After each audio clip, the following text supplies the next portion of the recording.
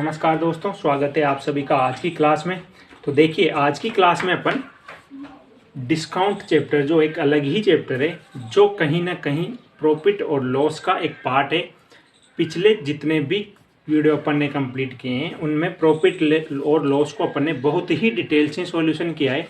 तो आज स्टार्ट करने वाले हैं अपन डिस्काउंट। डिस्काउंट का मतलब क्या होता है? छूट कह लो, कटौती कह लो या रियायत कह लो। यानी कि यदि आप मार्केट जाते हो और दुकानदार 100 रुपये की वस्तु को अगर 80 रुपये में दे रहा है तो इसका मतलब क्या है? उसने 20 रुपये का आपको डिस्काउंट दिया है। नहीं आई बात समझ में? तो शुरू करते हैं इस सेशंस को बिना किसी देरी के। तो आप वीडियो में जुड़ जाइए और जुड़े रहिए वीडियो के अंत तक। देखिए, डिस्काउंट क्या होता है। जैसे मान लो आप बाजार गए और दुकानदार ने आपको 100 रुपये की वस्तु 80 रुपये में दे दी, ठीक है। तो जो 100 रुपये की वस्तु को उसने 80 रुपये में दिया है, ये तो दुकानदार के लिए क्या हो गया? 80 रुपये दुकानदार के लिए क्या है? ये 80 रुपये दुकानदार के लिए क्या है? Selling price. यानी कि उसने 100 रुपये की वस्तु को 80 रुपये में बेच दिया आपके लिए। तो जो 80 रुपये है वो दुकानदार के लिए क्या है? विक्रय मूल्य। और यही 80 रुपये ग्राहक के लिए क्या हो जाएंगे? क्रय मूल्य, यानी कि कॉस्ट प्राइस। बात समझ में आई? और जो 100 रुपये है, जो 100 रुपये है यहाँ पे, ये क्या है? इसी पर अपन चर्चा करने वाले हैं। ये जो 100 रुपये हैं, ये ना तो दुकानदार ने फिक्स किया है ना इस ग्राहक ने फिक्स किया है। ये जो 100 रुपये हैं, ये है अंकित मूल्य। और यही अंकित मूल्य क्या होता है, इसके बारे में चर्चा करते हैं। अंकित मूल्य क्या होता है? जो कंपनी द्वारा, जैसे आप डिटॉल का साबुन लेके आए, उस पर लिखा हुआ है 100 साबुन 25 रुपये के, मतलब 4 साबुन 100 रुपये के, तो एक साबुन 25 रुपये का हुआ। यही बात है। और वो जो साबुन का पैकेट है 4 साबुन का, वो आपको मिल गया 80 रुपये में। और पैकेट पे कितना लिखा है? 100 रुपये। मतलब यदि वो उसको खुले बेचेगा, एक एक साबुन बेचेगा, तब तो वो 25 रुपये के देता है। लेकिन आपने पूरा पैकेट लिया और उसने 80 रुपये में दे दिया, तो 20 रुपये की क्या है? यहाँ पे छूट मिल गई, आपको डिस्काउंट मिल गया।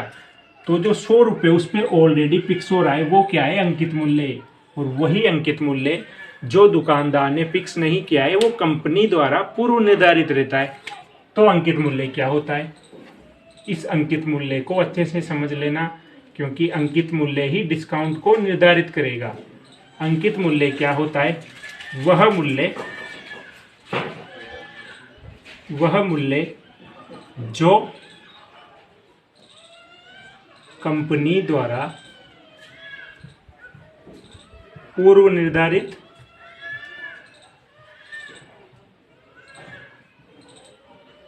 किया जाता है। बात आई समझ में? वह मूल्य जो कंपनी द्वारा पहले से निर्धारित रहता है। मतलब यहाँ पे जो 100 रुपये हैं, ये क्या है? अंकित मूल्य। और इस अंकित मूल्य पर 20 रुपये का डिस्काउंट दिया है। कितने का डिस्काउंट दे दिया? 20 रुपये का। तो ये 20 रुपये क्या है? डिस्काउंट है। और ये डिस्काउंट किस पर दिया गया है? अंकित मूल्य पर। जैसे 100 रुपये किसी ने कोई वस्तु खरीदी 100 रुपये में और 80 रुपये में बेच दी, तो उसको 20 रुपये की हानि हुई है। तो वो हानि किस पर हुई है? क्रय मूल्य पर, यानी कि 100 रुपये पर, ना कि विक्रय मूल्य पर। तो जिस प्रकार हानि या लाभ क्रय मूल्य पर देय होता है, सेम उसी ही प्रकार जो डिस्काउंट है वो किस पर देय होगा? हमेशा अंकित मूल्य पर। मतलब जब तक आपको ये पता नहीं होगा कि वस्तु का अंकित मूल्य क्या है, आप ये पता नहीं कर सकते कि कितने रुपए का डिस्काउंट दिया है। यदि मैं आपसे ये बोलूँ कि दुकानदार ने आपको कोई चीज़ 80 रुपये में दिए, आपको कितने रुपए का डिस्काउंट दिया, तो आप नहीं बता सकते, क्योंकि आपको जब तक ये पता नहीं है कि वस्तु का अंकित मूल्य क्या है, आप डिस्काउंट नहीं बता सकते कि कितने रुपए का डिस्काउंट दिया है। ये तो पता है कि 80 रुपये में लेके आए हो, लेकिन ये थोड़े पता है दुकानदार को वो कंपनी द्वारा कितने रुपये में दी गई है। तो जब तक अंकित मूल्य पता नहीं होगा, आप डिस्काउंट पता नहीं कर सकते। सेम वैसे ही जैसे जब तक क्रय मूल्य पता नहीं होगा, आप लाभ या हानि पता नहीं कर सकते। इसलिए मैंने पहले ही बोला है कि जो लाभ और हानि है, सेम डिस्काउंट से जुड़ा हुआ चैप्टर है। तो दोनों चैप्टर के जो क्वेश्चन है वो मिक्स चलेंगे यहाँ पर, ठीक है। तो ये बात समझ में आई होगी। अंकित मूल्य क्या होता है? वह मूल्य जो कंपनी द्वारा निर्धारित किया जाता है और जो डिस्काउंट दिया जाता है दुकानदार या किसी भी कंपनी द्वारा, किसी दुकानदार द्वारा, वो हमेशा अंकित मूल्य पर ही दिया जाता है। तो यहाँ पे डिस्काउंट देखो, तो डिस्काउंट क्या होगा, अगर मैं पूछूं डिस्काउंट क्या होगा, तो देखो अंकित मूल्य माइनस विक्रय मूल्य, ये क्या हो गया, क्या हो गया, ये हो गया डिस्काउंट। डिस्काउंट क्या होगा, अंकित मूल्य माइनस क्रय मूल्य, क्योंकि अंकित मूल्य में 20 रुपए का डिस्काउंट दिया है तो क्रय मूल्य बच गया। तो डिस्काउंट देखो, अगर यहाँ चेक करें कि डिस्काउंट कितने का दिया, तो देखो अंकित मूल्य 100 रुपये, 80 रुपये में उसने बेच दिया, तो कितने रुपए की छूट दे दी, 20 रुपये की। आई बात समझ में, उम्मीद करता हूँ अच्छे से समझ में आ गया होगा। चलते हैं आगे, एक दो कंसेप्ट और हैं उनको समझते हैं, फिर चर्चा करेंगे अपन क्वेश्चंस पर, ठीक है। देखिए जो अभी मैंने बताया उस पर एक क्वेश्चंस करते हैं ताकि आपको पता चल जाए कि डिस्काउंट, यहाँ पे 3 चीजें पढ़ रहे हैं अपन, याद रखना। पहली बात क्या है नई चीज, एक तो अंकित मूल्य, बता दिया मैंने अंकित मूल्य क्या होता है। एक है डिस्काउंट मतलब छूट, या डिस्काउंट को क्या बोलते हैं, बट्टा, या फिर कटौती। कटौती का मतलब मूल्य को कम करके देना, 100 रुपये की 80 रुपये में बेच दी, ठीक है। और फिर इसी के साथ इसी में चलेंगे लाभ और हानि, ये चारों चीजें एक साथ चलेगी यहाँ पे इस चैप्टर में, ठीक है ना। तो लाभ हानि में पढ़ा चुका हूँ, क्योंकि लाभ हानि से पहले मैंने डिस्काउंट को नहीं पढ़ा है, क्योंकि जब तक लाभ हानि पता नहीं होगी तो अंकित मूल्य और छूट का कैसे पता करोगे, ठीक है। तो जैसे मैं क्वेश्चंस बोलूँ, जैसे मैंने क्वेश्चंस लिखा, किसी वस्तु का अंकित मूल्य, किसी वस्तु का अंकित मूल्य को क्या बोलते हैं, MRP, ठीक है, मार्क प्राइस। छूट को क्या बोलते हैं, डिस्काउंट। पता ही है, किसी वस्तु का अंकित मूल्य 100 रुपये है तथा दुकानदार इस वस्तु को 80 रुपये में, 80 मत लिखो 50 रुपये लिखो, 50 रुपये में बेच देता है,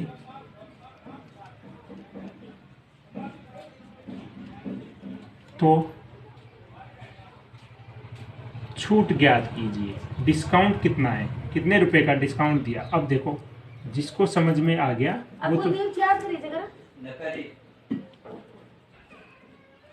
देखो, जिसको समझ में आ गया उसको क्या करना है, डायरेक्ट बता देगा कैसे, क्योंकि मैंने बोला है डिस्काउंट क्या होता है, SP माइनस CP। तो डिस्काउंट कितना होगा,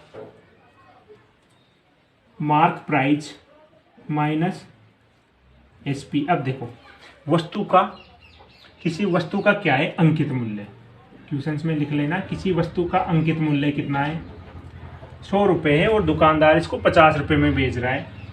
तो 100 की वस्तु 50 में बेची, तो कितने का डिस्काउंट दे दिया, 50 रुपये का।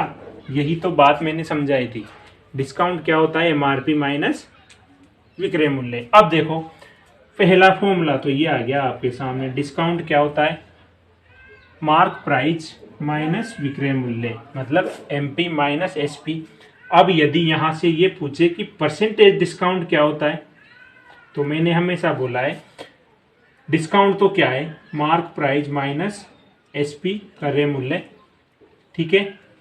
और आपको पता है डिस्काउंट हमेशा किस पर दिया जाएगा, मार्क प्राइस पर इंटू परसेंटेज के लिए 100 से मल्टीप्लाई करोगे, तो दूसरा फॉर्मूला ये आ गया। परसेंटेज डिस्काउंट क्या होगा, मार्क प्राइस माइनस विक्रय मूल्य बटे मार्क प्राइस इंटू 100, ये परसेंटेज डिस्काउंट हो गया। अब परसेंटेज डिस्काउंट और मार्क प्राइस को लाभ और हानि से कैसे रिलेट करना है, चलते हैं आगे। और ये चीज़ अगर समझ में आ गई जो मैं बता रहा हूँ, और अगला कंसेप्ट आपने समझ लिया, तो ये सोच लेना कि ये चैप्टर यहीं पे ख़त्म हो जाएगा, अब कुछ भी नहीं करना, डायरेक्ट क्वेश्चंस करने, ठीक है ना। तो चलते हैं अगले कंसेप्ट पर, इसको नोट करिए। अब देखिए जो प्रॉफिट और लॉस है उसको आप डिस्काउंट से कैसे रिलेट करोगे। देखो डिस्काउंट बराबर क्या होता है, अभी बताया मैंने, पहला फॉर्मूला क्या है, परसेंटेज डिस्काउंट क्या होगा, अंकित मूल्य माइनस विक्रय मूल्य बटे अंकित मूल्य इंटू 100। ये तो क्या हो गया, परसेंटेज डिस्काउंट। प्रॉफिट और लॉस में मैंने एक फॉर्मूला बताया था आपको कि जो विक्रय मूल्य होता है वो क्या होता है, CP इंटू 100। यदि लाभ होगा तो प्लस प्रॉफिट बटे 100। ठीक है। इसका दूसरा फॉर्मूला क्या है विक्रय मूल्य का, यदि हानि हो तो क्या करोगे, CP इंटू 100 माइनस लॉस बटे 100। ठीक है, ये दूसरा फॉर्मूला हो गया। अब देखो विक्रय मूल्य निकालने का तीसरा फॉर्मूला कहाँ से निकलेगा, इस डिस्काउंट से। कैसे, यहाँ पर जो CP है, प्रॉफिट और लॉस में जो काम CP करता है वही काम अंकित मूल्य कर रहा है। क्यों, क्योंकि बिना क्रय मूल्य के आप लाभ और हानि नहीं निकाल सकते, क्योंकि जब तक क्रय मूल्य पता नहीं होगा आप कैसे बताओगे कितने रुपए का लाभ हुआ, कितने रुपए की हानि हुई। सेम वैसे ही जब तक अंकित मूल्य पता नहीं होगा आप ये नहीं बता सकते कितने प्रतिशत का डिस्काउंट दिया गया है और कितने प्रतिशत का डिस्काउंट हुआ है।